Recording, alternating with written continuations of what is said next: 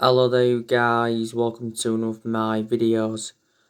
On this video tonight, I'm going to be giving you my predictions for the Liverpool-Manchester United game tomorrow at Anfield.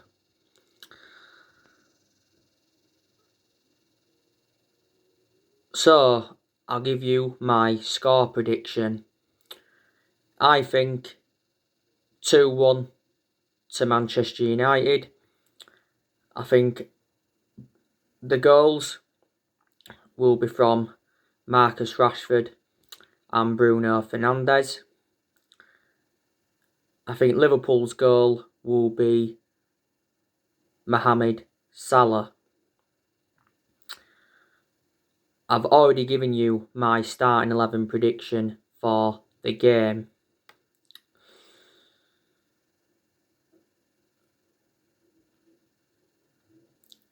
Now, if we do beat Liverpool, we will be 6 points clear. So that means we will be in a very, very good position. If Liverpool win, they will be top on goal difference.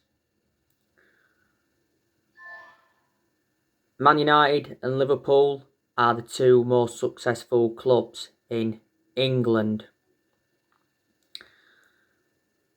Now, Ole Gunnar Solskjaer was recently talking about Liverpool, saying that they have been the best team in England for the past 18 months, and he said they've had 3 great years. And he did mention that he's got a lot of respect for Jurgen Klopp. Solskjaer's made an admission saying that, we are the underdogs going into this game at Anfield, but he's urged Man United to go to Anfield and cause an upset. Liverpool haven't lost at Anfield in the Premier League since April 2017. The last team to beat them was Crystal Palace, so Liverpool haven't lost at Anfield for almost 4 years in the Premier League. So Anfield is a fortress. Obviously, the game at Anfield last season was 2-0 to Liverpool. It was goals from Virgil van Dijk and Mohamed Salah. We did lose at Anfield back in December 2018 3-1. That was obviously Jose Mourinho's final game as Man United manager. Our last win at Anfield was back in 2016 when Wayne Rooney had scored late on.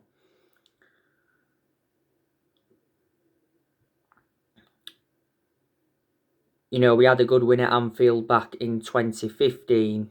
We beat them 2-1. It was 2 goals from Juan Mata. We beat them at Anfield back in 2012, 2-1, and that's when Robin van Persie was playing for us.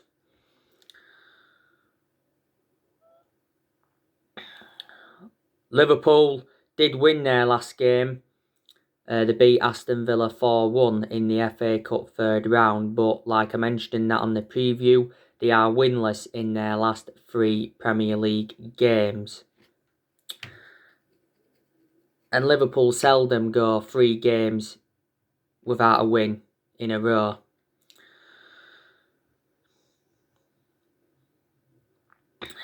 Don't forget, the other week, Jurgen Klopp was moaning about how many penalties we get. He did mention that we get a penalty like every 3 games. And he was saying we've had more penalties in 2 years than, he's had at 5.5 years at Liverpool. Obviously, Solskjaer hit back at Jurgen Klopp.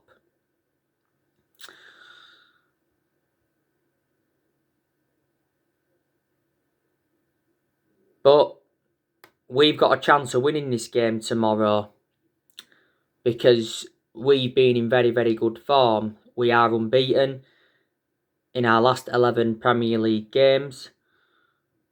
We've been exceptional away from home in the Premier League. You know, we haven't lost away from home in the Premier League for almost a year now.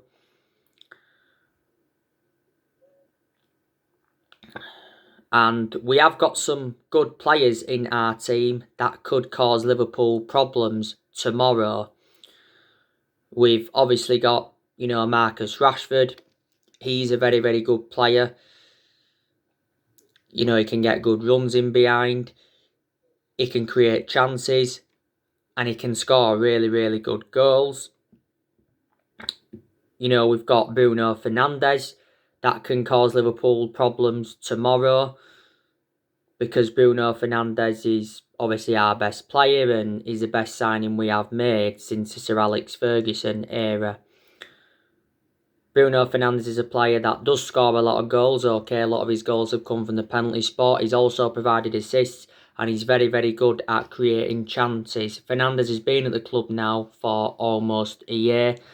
Don't forget he won Player of the Month for December, but he's won that now quite a few times, reflecting on his good performances, and he's predominantly a number 10.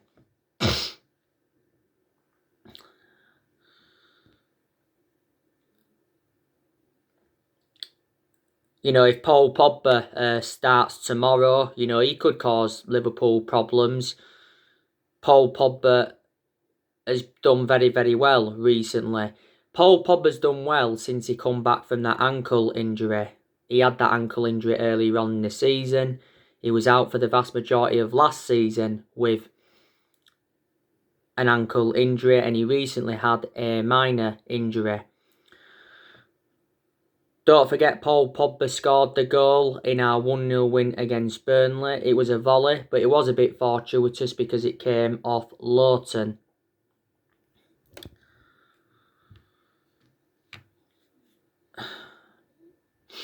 I think Paul Pogba has said, though, he could miss the Liverpool game tomorrow.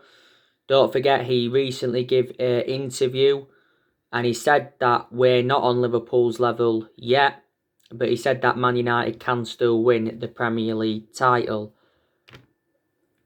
And he was talking about his frustration that of being on the bench. Now, like I said, Paul Pogba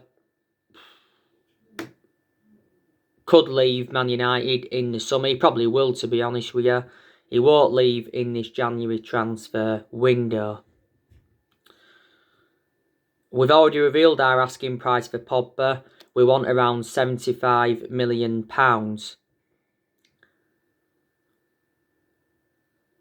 But there's been a few clubs in for him. Now, PSG have been interested in him.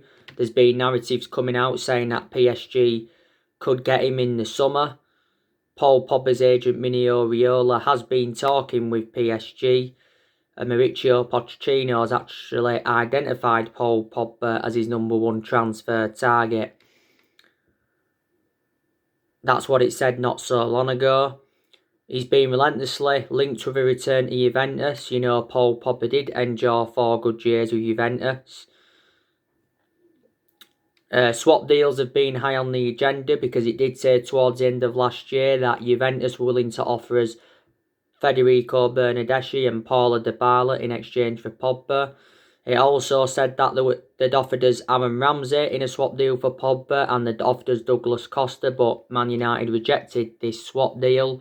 But it did mention that we are interested in an exchange deal. He said Juventus did want a swap deal if they were to sign Paul Pogba in this January transfer window, and it did say that they're only willing to pay £50 million. Pogba's been relentlessly linked to a move to Real Madrid, and Barcelona and Inter Milan have been in for him before. As it stands at the moment, he is our most expensive signing because we paid £89 million for him. Earlier on in the season, we triggered that 1-year extension on his contract, so he's under contract on Man United until June 2022. I think we've accepted that he won't be signing a long-term contract at the football club. Mino Raiola, don't forget, told 2 Sport last month that his client's career at Man United is over. He said he's unhappy and he has to leave and he's got no intentions of signing a new contract. And obviously Solskjaer was furious with Mini Oriola's announcement because it was just before the game against RB Leipzig in the Champions League. This is Paul Pogba's, 5th season at the football club since he rejoined. He's won 3 trophies at the club so far. That was the Europa League, the League Cup and the Community Shield. And we had him when he was a lot younger under the Sir Alex Ferguson era, but we had to let him go due to limited appearances, Paul Pogba. But Solskjaer did say earlier on this season that Pogba can be convinced to stay at the club if the club do win trophies. Now, I think Eric Bailly, he can frustrate Liverpool's attacking line, because Bailly is a very, very good centre-half. He's done very, very well since he started playing again. He recently come back from a neck injury. And he's a much better centre-half than Victor Lindelof. He's too injury-prone, though, is Eric Bailly. And I think he will play tomorrow against Liverpool, obviously. Victor Lindelof's got a back injury, hasn't he? I think Luke Shaw could cause some problems for Liverpool on that left-hand side, because Luke Shaw's really improved under the Ole Gunnar Solskjaer era. Luke Shaw can get forward well, defensively can be good, he can get in good positions, and he can put some good crosses into the box. But again, Luke Shaw is injury prone, just recently come back from injury. I think Wan-Bissaka could keep Liverpool at bay because Wan-Bissaka is very, very good defensively. But our concerns about Wan-Bissaka is his lack of attacking intent and his distribution. Martial could be available for tomorrow. He recently sustained a hamstring injury in our 1-0 win against Burnley. Martial has been poor a lot this season, hasn't he? He's been out of form. He just hasn't been clinical enough in front of goal. I think he's a good player when he wants to be, Martial. He was good last season. He was good in his debut season under Louis van Gaal. Martial's been at the football club now for over 5 years. Sometimes we play him out wide and sometimes we play him centrally. Solskjaer was the one that gave him that number 9 shirt. He was playing a lot centrally last season. But if Martial obviously isn't available, then I think we could go with Edinson Cavani up top. Edinson Cavani, like I've mentioned, he's enjoyed a fantastic start to his Manchester United career. Not so long ago, he was serving a 3-match ban because of the racist comment that he had put on social media last month. Obviously, Cavani did apologise for that. We got Cavani on a free transfer on deadline day last summer. He signed a 1-year contract on Man United with an option of a second year. And not so long ago, Solskjaer was also talking about Cavani, saying that, Cavani's definitely a starter. And he said we're already looking to extend his contract. And Solskjaer did reveal the first thing that Edinson Cavani asked when he came into the club, and that's whether he could wear the number 7 shirt. But like I say, it's going to be interesting to see how Ole Gunnar Solskjaer approaches this game tomorrow. Like I said, how is he going to line up? I have an idea. What formation is he going to go with? It will be interesting to see. But we will make some changes from the 1-0 win against Burnley. We've got to start winning the big games under Solskjaer because we haven't proven ourselves yet against the top side so far this season because, we haven't beaten Tottenham, we lost to them 6-1, haven't beaten City yet and we've played them twice.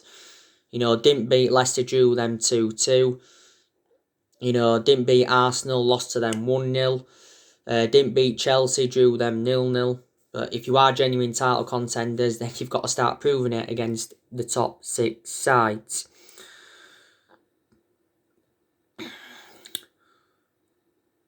From a Liverpool perspective, it's a must-win game for them.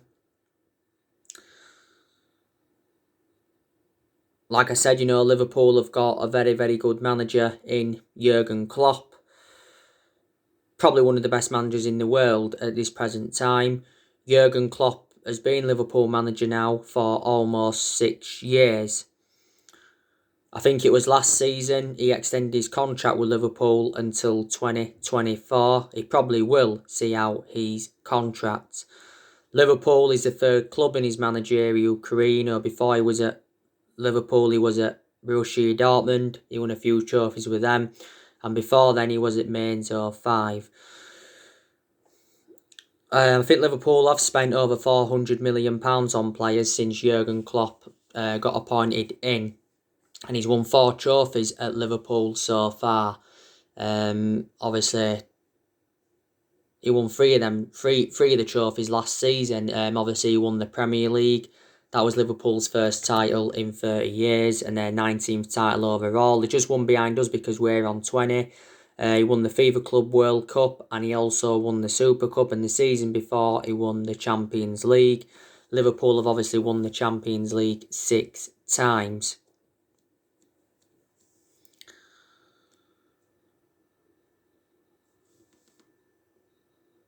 But Klopp's emulated himself into a top manager, because obviously at the first he wasn't a good manager, was he? Because he weren't good at Mainz 05, like I mentioned. He was quite good at Dortmund, to be fair, but he didn't settle in straight away at Liverpool. His record after his first 29 games was absolutely disastrous.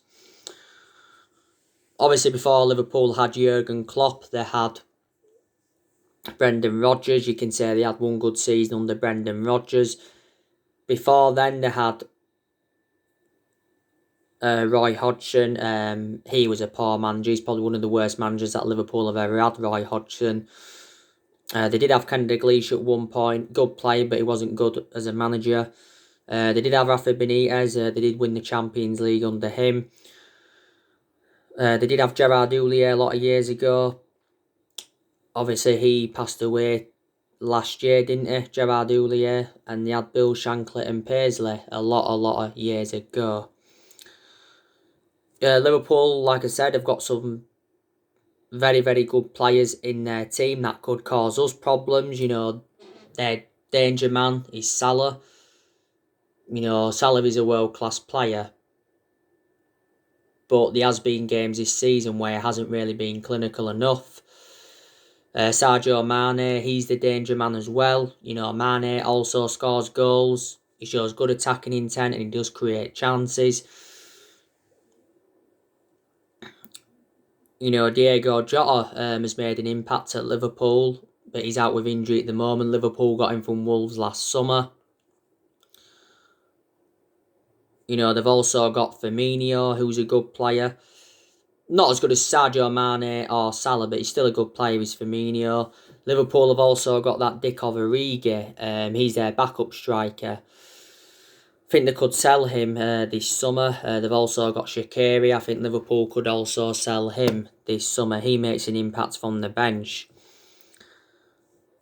Like I said, Liverpool have got a lot of midfielders in their team. They've obviously got Thiago, who they got from Bayern Munich last summer. Don't forget, we wanted him. They've also got Jordan Henderson. Not a world-class player, but he's still a good midfielder. They've also got Jorginho Wijnaldum. He could be leaving in the summer, because I heard quite a few weeks ago he rejected a contract extension. Barcelona want Jorginho Wijnaldum.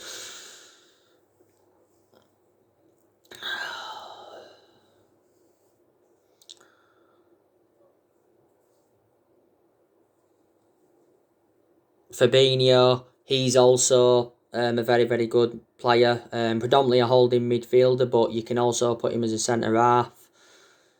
Liverpool have obviously got Oxlade-Chamberlain. He's made an impact at Liverpool, but he's sustained quite a few bad injuries.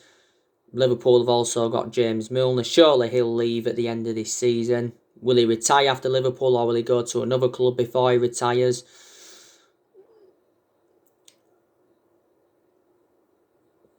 They've also got Naby Keita. He's not one of their first choice midfielders, and he's currently out with injury anyway.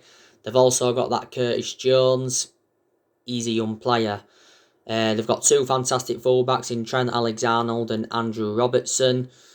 You know, they're danger men as well, because they're getting good positions and they put good crosses into the box, especially Trent Alexander-Arnold. Trent Alexander-Arnold is the best right back in the Premier League without a doubt.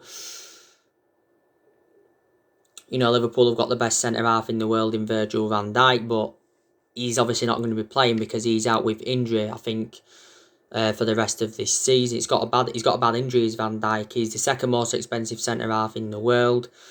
Liverpool have also got Gomez out for the season with injury. Matip has been injured, but there's a chance he will play tomorrow.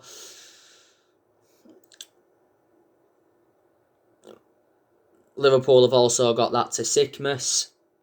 They got him last summer. He's currently out with injury, but he wouldn't have played anyway. You know, they've got a very, very good goalkeeper in Allinson. They've also got Mina Mimo, Liverpool. I think they got him in January last year. He's like a backup, isn't he? Like I said, Liverpool let a few players go last year. They obviously let Nathaniel Klein go, they let Lovren go, they let Adam Lallana go, Harry Wilson left them to go out on loan, Trivella left and Hoover left.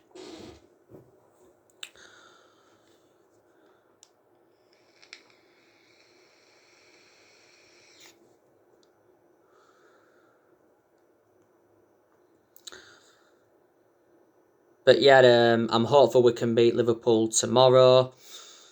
Obviously, after Liverpool, we are away to Fulham in the league. That should be a win for us. Fulham are relegation fodder. Fulham obviously came up last season. They'll probably go back down, to be honest with you. Fulham's current manager is Scott Parker. I think he's been Fulham manager now for almost 2 years. The last time we played Fulham was almost 2 years ago in the league. We beat them 3-0. It was actually February 2019.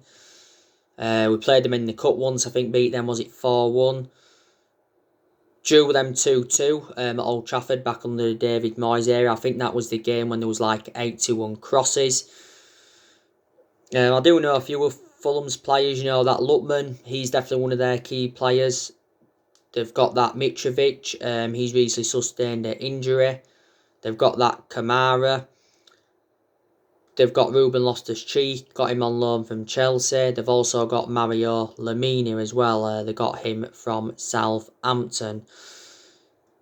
It's Liverpool again after Fulham, obviously in the FA Cup 4th round. So we play Liverpool twice in a week. It is at Old Trafford, that game. And Liverpool haven't got the best of records at Old Trafford. They don't really beat us a lot at Old Trafford, to be honest with you.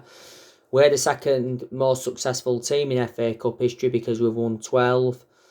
It's Arsenal that are the most successful. They've won around 14 FA Cups. I think Liverpool have won the FA Cup around 7 or 8 times, but the last time they won it was back in 2006.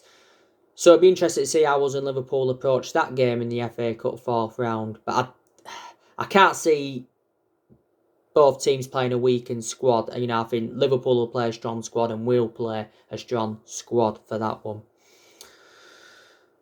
Sheffield United, I think it is, after Liverpool in the Cup, should be winning that. Sheffield United recently won their first game at last of this season. They're definitely going down, Sheffield United, and after Sheffield United we are away to Arsenal at the Emirates, and you know that's going to be a tough game.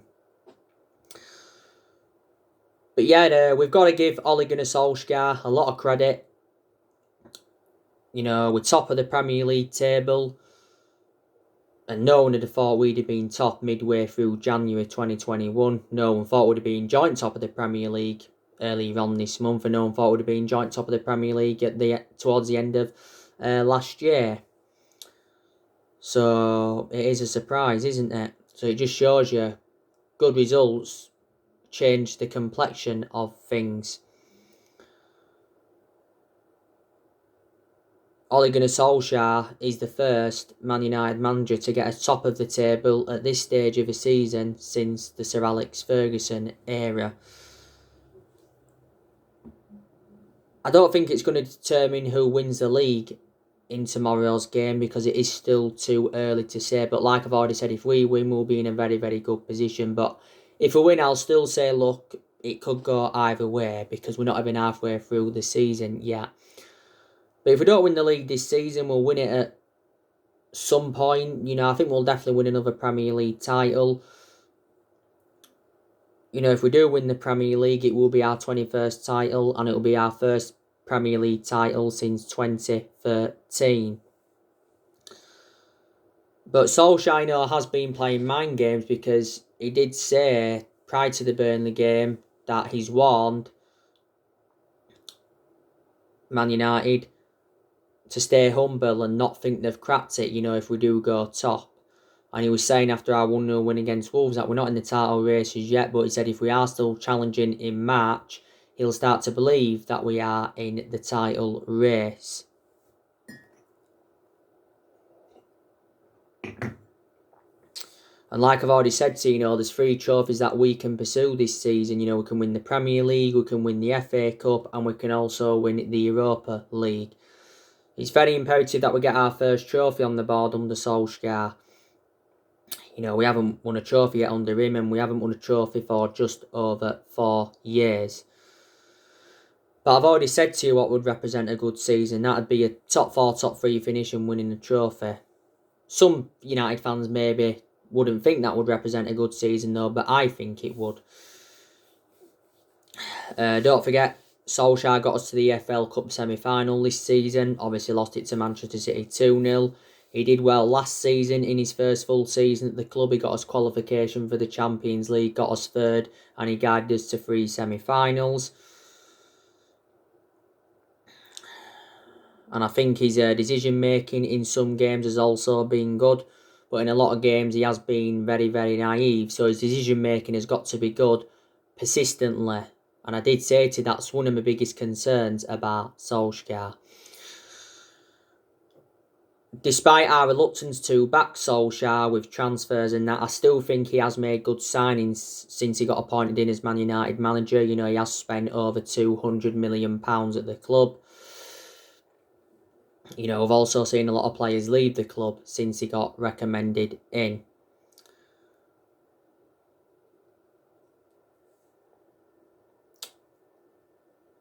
But he's already revealed his January transfer plans, and he said January signings are unlikely. I think we are looking to make, though, around 4 signings this year to complete our squad overhaul.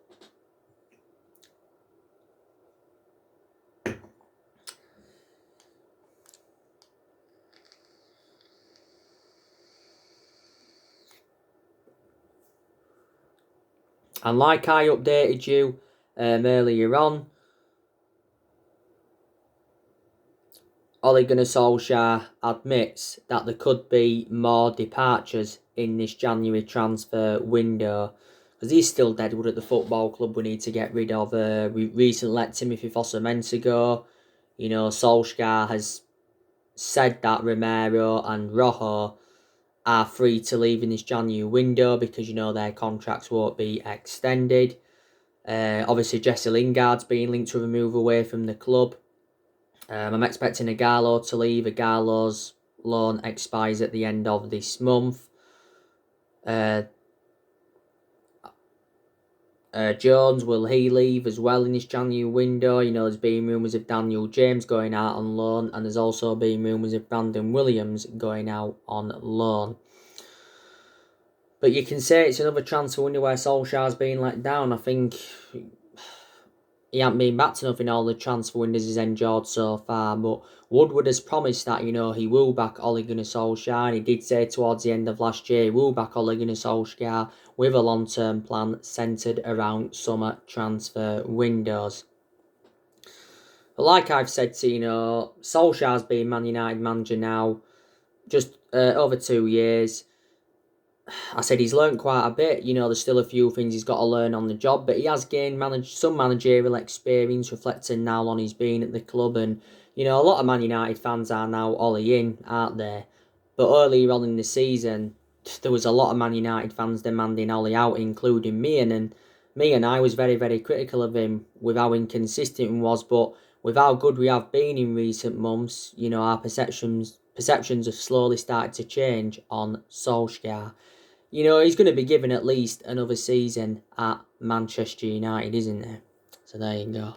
So anyway, guys, that's everything to update you today. Drop your comments, likes below on the channel. If you do, consider subscribe as always, and take care. God bless, and I'll see you all again very, very soon.